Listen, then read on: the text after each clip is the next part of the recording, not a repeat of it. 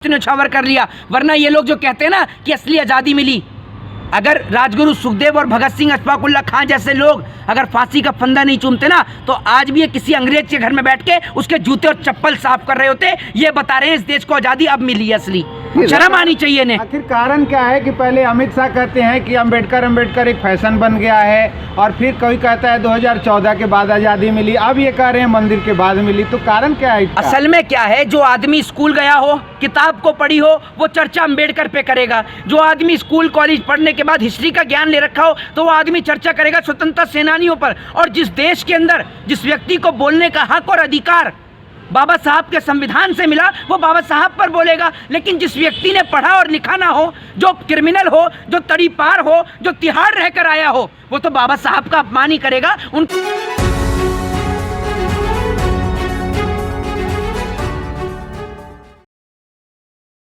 RSS प्रमुख मोहन भागवत का बयान आया है कि भारत को असली आजादी उस दिन मिली जिस दिन राम मंदिर में प्राण प्रतिष्ठा हुई थी। सबसे पहली बात तो ये है कि अगर आरएसएस के ऊपर टिप्पणी कर दो, तो उसके बाद जो उनके जो चमचे, जो उनके अंधभक्त हैं, वो सड़कों पर निकलकर आक्रोश करने लग जाते हैं, प्रदर्शन करने लग जाते हैं। लेकिन उन्हें एक बात समझ में नहीं आती, आरएसएस वापस से अपनी नीति दिखा चुकी है। जिस आरएसएस ने देश की आजादी के बाद कई सालों तक अपने कार्यालय पर तिरंगा झंडा नहीं लहराया, वो अपनी मानसिकता साफ तौर पर दिखाती है कि उसके लिए देश से बढ़कर जो है वो मायने रखते हैं इस देश के अंदर मोदी सरकार और नरेंद्र मोदी जी। एक बात आप मुझे बताइए, पहले कंगना रनावत ये बयान देती है कि देश को असली आजादी तो 14 के बाद मिली है। अब मोहन भागवत ये कह रहे हैं कि देश को आजादी जो है वो मंदिर की प्राण प्रतिष्ठा के बाद मिली है। मतलब यानी 2024 में। पहले तो आप ये डिसाइड कर लीजिए कि देश को आजादी कब मिली। और इस देश के खातिर फांसी का फंदा चूम जाने वाले राजगुरु सुखदेव और भगत सिंह, वो लोग कौन थे? महारानी लक्ष्मीबाई कौन थी? महाराणा प्रताप कौन थे? तात्या टोपे कौन थे? बहादुर शाह जफर कौन थे? अशफाकुल्ला खां कौन थे? जरा मुझे कोई इन सवालों का जवाब देगा कि अगर देश को असली आजादी अब मिली है तो उस वक्त में क्या थी, जो इस देश के खातिर माओ ने अपने वीर सपूतों को खो दिया। ये लोग राजनीति के अंदर धर्म को इतना जोड़ चुके हैं कि अगर कोई व्यक्ति इनके खिलाफ बोले तो उसको सरकार कह देती है कि देश के खिलाफ बोल रहे हैं। क्या आज देश के प्रधानमंत्री नरेंद्र मोदी या देश के गृह मंत्री मोहन भागवत को जवाब देंगे? मुझे ये बताइए ना, जिन मोहन भागवत ने देश के तमाम शहीदों को अपमानित करने का काम किया है। जी हाँ, ये अपमान देश के शहीदों का है। वो ऐसे है क्योंकि जिस देश की आजादी के लिए देश के वीर सपूतों ने फांसी का फंदा चूम लिया, अपना सर्वोच्च न्यौछावर कर दिया, माओ ने अपने बेटों को खो दिया, और इस देश के राजनेता कहते हैं कि असली आजादी तो देश को प्राण प्रतिष्ठा के बाद मिली है, या कुछ लोग कहते हैं कि असली आजादी मोदी जी के आने के बाद मिली है उन्हें। जी तो आखिर लगता क्या है, इसके पीछे क्या मकसद हो सकता है? देखिए, असल में मैं आज आपको बता दूं कि इसके पीछे का मकसद कोई नहीं है। 1857 की विद्रोह क्रांति होती है, और 1857 की विद्रोह क्रांति का नेतृत्व करते हैं, उसकी जो चिंगारी लगाते हैं वो लगाते हैं मंगल पांडे, नेतृत्व करते हैं बहादुर शाह जफर, और उनका साथ देती है महारानी लक्ष्मीबाई, तात्या टोपे। ये लोग मिलकर आजादी की लड़ाई लड़ते हैं, जिसके बाद मिलकर इस देश से अंग्रेजों को खदेड़ते हैं। और अंग्रेजों को उस दिन एक बात समझ में आ गई कि अगर इस देश के अंदर भारत के ऊपर राज करना है तो हिंदू और मुसलमान को आपस में लड़ा दो, आप इस देश के ऊपर राज कर लेंगे। वही काम इस देश में भाजपा और आरएसएस दोनों मिलकर कर रही है। वो कैसे कर रही है मैं आपको बता देता हूं। आरएसएस प्रमुख मोहन भागवत का यह बयान आता है, अगर इसके खिलाफ कोई बोले तो उसको इस देश में हिंदू विरोधी करार दिया जाता है। एक बात आप मुझे बताइए, इस देश के लिए कितनी माओ ने अपना सर्वोच्च न्यौछावर करा, कितनी माओ ने अपने वीर सपूतों को खो दिया। महारानी लक्ष्मीबाई जो अपने सुपुत्र को कंधे पर अपनी पीठ पर बांधकर अंग्रेजों से लड़ते लड़ते इस देश के लिए शहीद हो गई, क्या आप उनकी शहादत को भूल जाएंगे? और वाकई में इस देश के लोग उनकी शहादत को भूल चुके हैं। अगर उनकी शहादत लोगों के मन में याद रहती ना, तो लोग हिंदू मुसलमान के नाम पर कभी भी आपस में नहीं लड़ते। क्या आप अशफाकुल्ला खान को भूल जाएंगे जिन्होंने इस देश के लिए फांसी का फंदा चूमा? बताइए ना, मंगल पांडे को भूल जाएंगे? तात्या टोपे को भूल जाएंगे क्या आप इन लोगों को? और ये लोग अनपढ़, जाहिल और गवार लोग, दो पैसे के लोग जो देश में हिंदू मुसलमान के दंगे कराते हैं और अपने आप को राजनेता बोलते हैं, ये इतने घटिया किस्म के लोग हैं कि ये बता दूं, इनमें और अंग्रेजों में कोई फर्क नहीं है। अंग्रेज भी हिंदू मुसलमान को लड़ाते थे, और ये आज के अंग्रेज ये भी हिंदू मुसलमान को लड़ा रहे हैं। तो इन दोनों में कोई अंतर और कोई फर्क नहीं है, बात मैं आपको बता देता हूँ। जी, राहुल गांधी का कहना है कि अगर ये भारत के अलावा दूसरे देश में होते तो राजद्रोह का केस इन पे लगता। बिल्कुल लगता, देशद्रोह का केस लग जाता, मैं आपको बता दूं। और 101% इनके ऊपर देशद्रोह का केस लगता। वो इसलिए कि आप जिस देश में रहते हैं उस देश के शहीदों का आप अपमान कर रहे हैं, जिन शहीदों ने अपने घर अपने परिवार की चिंता नहीं करी, इस अपनी मां से ज्यादा अपनी मातृभूमि से प्यार किया, इस देश की वतन की मिट्टी से प्यार किया। इस देश के अंदर मोहन भागवत जैसे लोग इस बात पर तो चर्चा नहीं करते कि बच्चे धरना और प्रदर्शन दे रहे हैं शिक्षा को लेकर, लेकिन उनकी मांगे पूरी नहीं हो रही। इस बात को लेकर मोहन भागवत एक बार भी नहीं बोलेंगे, क्योंकि शिक्षा पे सिर्फ वही आदमी बोल सकता है जो पढ़ा लिखा हो। अनपढ़, जाहिल और गवार आदमी कभी शिक्षा पर नहीं बोल सकता, ये बात मैं आपको बता दूं। और भाजपा के नेता आधे से ज्यादा अनपढ़, जाहिल और गवार, ये बात मैं आपको बता देता हूँ। तो आपको तो खुशी होनी चाहिए, आप भी तिलकधारी हो, जी, राम मंदिर की बात कर रहे हैं वो। एक बात आप मुझे बताइए, पहली बात तो ये है कि राम मंदिर की जो आप बात कर रहे हैं, क्या इस देश में लड़ाई, जो आजादी की जो लड़ाई थी, जो अंग्रेजों से जो लड़ाई थी, वो राम मंदिर की लड़ाई थी? है ये तो मुझे बता दो। अगर असली आजादी उसी वक्त चाहिए थी तो अंग्रेजों से ले लेते राम मंदिर, अंग्रेज क्या मना कर देते? रहते उनके, बने रहते उनके गुलाम।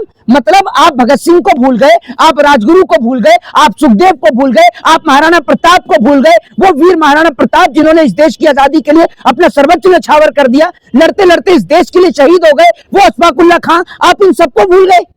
मतलब आप इन नेताओं के, राजनेताओं के चक्कर में आके आप इतने मूर्ख और इतने पागल हो चुके हैं कि आप इस देश की स्वतंत्रता सेनानियों को भूल गए।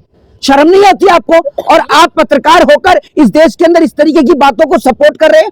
अगर आज इस देश के अंदर आप मुखर होकर सवाल कर सकते हैं ना, तो ये देन इस देश के अंदर उन तमाम शहीद स्वतंत्रता सेनानियों की है जिन्होंने इस देश के खातिर अब फांसी का फंदा चूम लिया, अपना सर्वोच्च न्यौछावर कर लिया। वरना ये लोग जो कहते हैं ना कि असली आजादी मिली, अगर राजगुरु सुखदेव और भगत सिंह, अशफाकुल्ला खां जैसे लोग अगर फांसी का फंदा नहीं चूमते ना, तो आज भी ये किसी अंग्रेज के घर में बैठ के उसके जूते और चप्पल साफ कर रहे होते। ये बता रहे हैं इस देश को आजादी अब मिली है असली।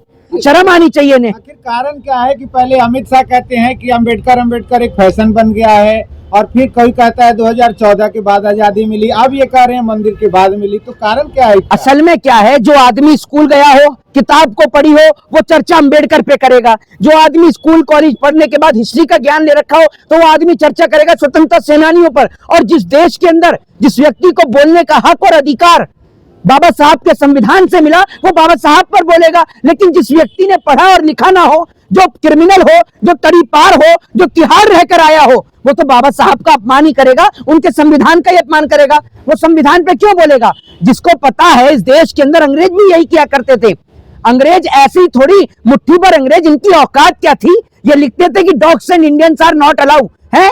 ये लिखते थे, इनकी औकात क्या थी? ये मुट्ठी भर अंग्रेज जो हमारी पांव की जूती की धूल के बराबर नहीं है। आज अमेरिका कैसे हमसे आगे? यही कारण है कि हमारे देश के अनपढ़, जाहिल और गवार राजनेता देश की जनता को हिंदू और मुसलमान में फंसाए रखते हैं। और वहां पर हिंदू और मुसलमान नहीं चलता, वहां पर एजुकेशन, हेल्थ और डेवलपमेंट पे चर्चा चलती है। और हमारे यहाँ राम मंदिर उठा लो, ज्ञानवापी मस्जिद उठा लो, लेकिन अभी बीपीएससी के खातिर बच्चे धरना प्रदर्शन दे रहे हैं। ये सारे राजनेता गूंगे हैं, इनकी हलकों में इतना फेविकोल अटक गया कि इनके मुंह से आवाज नहीं निकल रही, क्योंकि ये लोग इस देश को बर्बाद करने पे, वापस से गुलाम बनाने पे तुले हुए हैं, इसलिए इनकी आवाज नहीं निकल रही। अभी तो चर्चाएं कुंभ की चल रही है, कुंभ मेला जो भव्य, देखा कितना भव्य है। महिलाएं स्नान करके निकल रही हैं। महिला ये कह रही हैं कि वहां पर कोई पुलिस वाली महिला, पुलिस भी नहीं खड़ी थी महिलाओं के लिए। पिछली बार तो महिलाओं के स्नान की जगह बनाई थी, अब क्या तो कोई वहां पर वस्त्र चेंज करने की कोई जगह भी नहीं है। देखा कितना अच्छा आपने प्रबंध किया है, ठीक है ना? करोड़ों रुपया आप उसमें खा गए, और प्लस उसके बाद में जो आम जनता वहां कुंभ के अंदर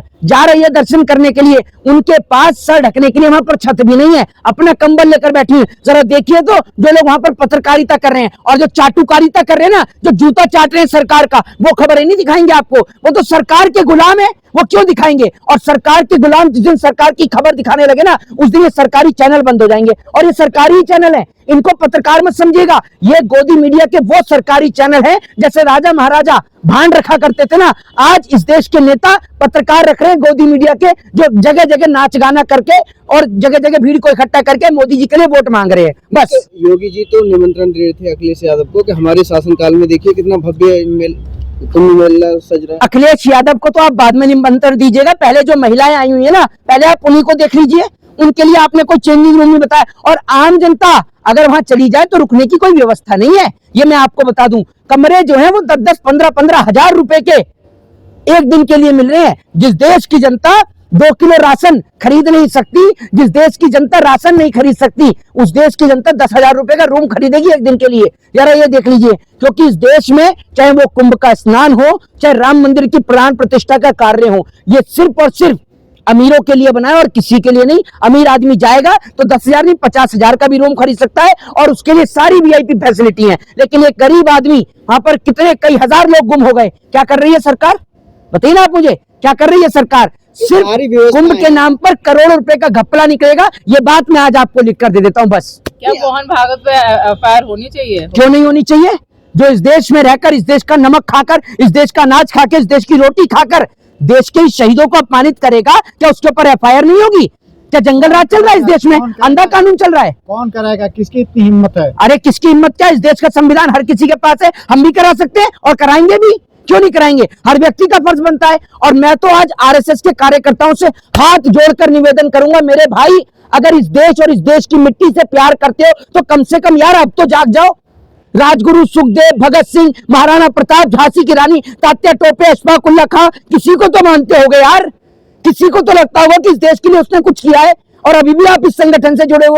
ये संगठन जो आपको लगता है ना कि हिंदुओं का संगठन है, भैया कोई हिंदुओं का संगठन नहीं है। अगर हिंदुओं का संगठन होता ना तो हिंदुओं के लिए, उनके बच्चों के लिए शिक्षा का प्रबंध कराता, उनके बच्चों के लिए रोटी का प्रबंध कराता। आज मंदिरों के बाहर कई सौ हिंदू भीख मांगते हुए नजर आते हैं, उनके बच्चे शिक्षा के लिए दर बदर की ठोकरें खाते हुए नजर आते हैं। लेकिन इन नेताओं के बच्चे जिनके चक्कर में आप लड़ रहे हो, इनके बच्चे यारो विदेश में पढ़ रहे हैं, आप समझ ही नहीं रहे हो।